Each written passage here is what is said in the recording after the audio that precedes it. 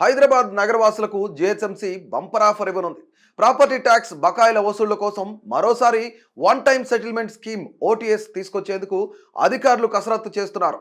ఆదాయాన్ని సమకూర్చుకునేందుకు property tax వడ్డీపై 90% డిస్కౌంట్తో మరోసారి OTS అమలు చేయాలని భావిస్తున్నారు.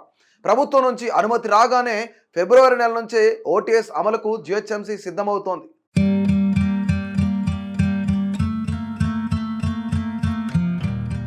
గ్రేటర్ హైదరాబాద్ పరిధిలో మొత్తం ఆస్తి పన్ను బకాయిలు దాదాపు 4,000 కోట్ల వరకు ఉన్నట్లు అధికారులు చెబుతున్నారు. ఇందులో ప్రభుత్వానికి సంబంధించిన పన్నులు 3,000 కోట్లు ఉన్నాయి.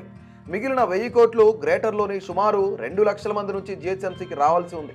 ఈ పెండింగ్ బకాయిలకు వడ్డీ కలిపితే 2,500 కోట్ల వరకు అవుతుంది. ఓటీఎస్ స్కీమ్ ద్వారా 90% వడ్డీ డిస్కౌంట్ ఇస్తే 1,150 కోట్ల వరకు వస్తుందని అంచనా వేస్తున్నారు. జిహెచ్ఎంసీ ఆదాయం తగ్గినప్పుడల్లా ఈ ఓటీఎస్ స్కీమును అమలు చేస్తోంది. తొలిసారిగా 2020లో ఓటీఎస్ను అమలు చేశారు. 2020 ఆగస్టు 1 నుంచి నవంబర్ 15 వరకు ఈ స్కీమ్ అమలు చేశారు. రెండోసారి 2022 జూలైలో అమలు చేశారు. ఈ 2 సార్లు కలిపి బల్దియాకు 700 కోట్ల వరకు ఆదాయం వచ్చింది. 2024 మార్చిలో మూడోసారి ఓటీఎస్ అమలు చేసి 320 కోట్లు రాబట్టింది. ఇందులో భాగంగా ఆస్తి పన్ను బకాయిలపై 90% వడ్డీ మాఫీ చేయనున్నారు. ఈ స్కీమ్ కింద ఆస్తి పన్ను బకాయిదారులు కేవలం 10% వడ్డీతో పెండింగ్ బకాయిలు చెల్లిస్తే సరిపోతుంది. 2024లో ప్రాపర్టీ ట్యాక్స్ కట్టకుండా పెండింగ్ పెట్టిన వారికి ఓటీఎస్ కింద డిస్కౌంట్ ఇచ్చి కనీసం 500 కోట్లు వసూలు చేయాలని జిహెచ్ఎంసీ భావిస్తోంది.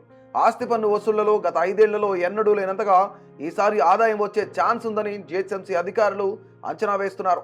గతేడాది 2023-24లో 1915 కోట్ల ఆస్తి పన్ను వసూలు కాగా 2024-2025కు సంబంధించి ఇప్పటికే 1,421 కోట్లు వసూలు చేశారు. ఈ ఆర్థిక సంవత్సరానికి మరో 2 నెలలు మిగిలి ఉండగా ఓటీఎస్ అమలు ద్వారా భారీగా ఆదాయాన్ని సమకూర్చుకోవాలని జిహెచ్ఎంసీ ప్లాన్ చేస్తోంది.